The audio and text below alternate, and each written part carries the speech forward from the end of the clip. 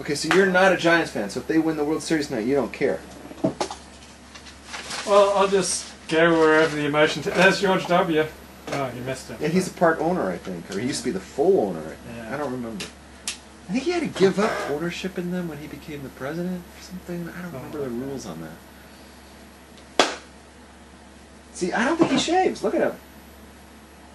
What do you think? I don't have strong opinions. I think he's like a 12-year-old. He, you know, like the Gemara says, you have to bring, to get bar mitzvah, you have to bring shtei saros, you have to bring 2 hairs. I don't think he brought 2 hairs. Do they have to be from your face? Well, actually, it's supposed to be from... Somewhere else? Yeah, somewhere south of your face? Somewhere south of your face. But that's like the sign of puberty. Do Jews traditionally check that? No. Before But the I'm boy just goes saying... up to the... Saying is, on that same... By that same principle, he hasn't... It looks like he's prepubescent.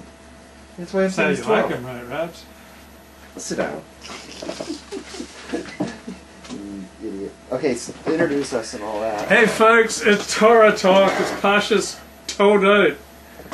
And that's Genesis 25 to 28, verse 9. And I'm Levi Ben Abraham, a.k.a. Luke Ford. I'm here with Rabbi Rabbs. Hello. What do you think about the Vikings waiving Randy Moss? That guy's a live wire. He is a live wire. I like his fashion choices. I'm more. You asked the wrong question. You should ask why did they bother signing him to begin with? Because he's an incredible receiver. When he wants to be. When he wants to be. I could have told you that before he went to New England. There's 4 live wires out there who play wide receiver.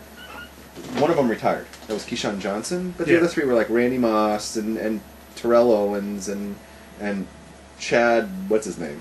Machesinka. Yeah. I say put them all on the same team and send them all out for a pass in the end zone. Just throw it up and let them fight for it.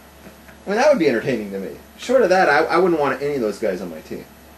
They should all be on the Raiders. That would be perfect for a Raider game, you know, and have them fight for it. Because, like, the Raider fans are, like, really WWF fans. And just let them, you know, fight to the death for that ball. And then the winner, that say, oh, the winner gets to, like, have everybody sign it and everything, you know, like, make a big deal. I hate those guys.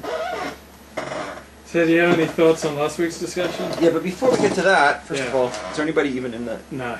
Oh, we're striking out here? Yeah. We're throwing a 0? Yeah. I had a few things... It's hot in here, man. Okay, I'll open the door. I had a few things before we get to that. Okay. I'm upside down here. Ugh.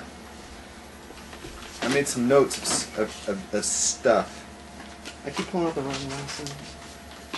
Okay. So it's about 61 degrees outside, traffic hot and heavy on Pico Boulevard approaching Robertson.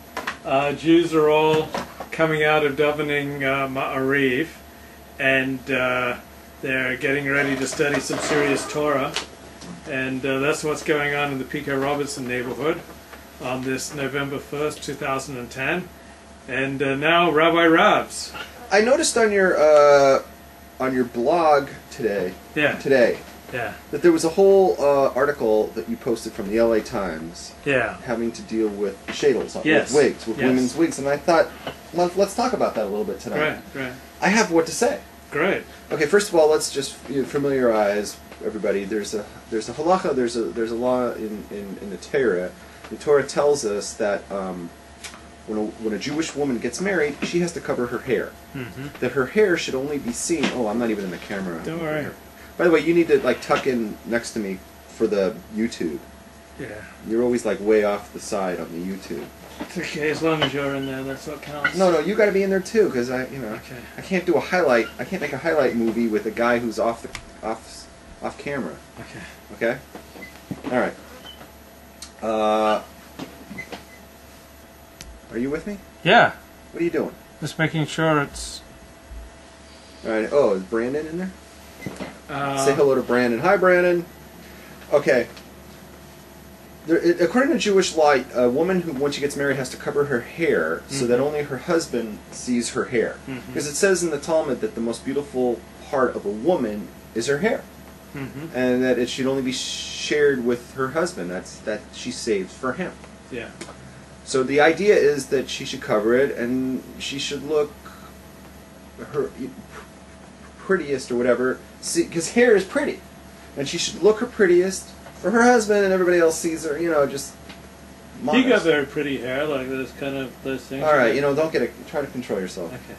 All right, keep me informed what goes on here. Okay, it's 3-1, top of the 8th. Okay, so here's the thing. So if a woman covers it, let's say with a techel, you know what techel is? It's like a Covers it. It's like a cloth. Yeah, but there's a word in I can't even think in English. Smug or shrug or a scarf. scarf.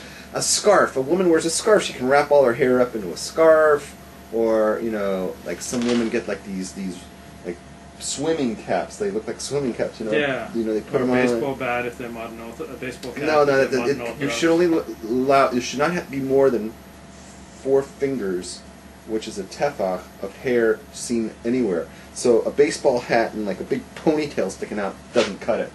Are you part of the sneers patrol in this neighborhood? Like, if you catch any married Orthodox women showing more than this, what do you do to them? I just don't look at them. Good for you. I don't. Who am I to judge them or tell them what to do? I mean, I give them an A for effort. At least they're trying, right? They're not covering the mitzvah.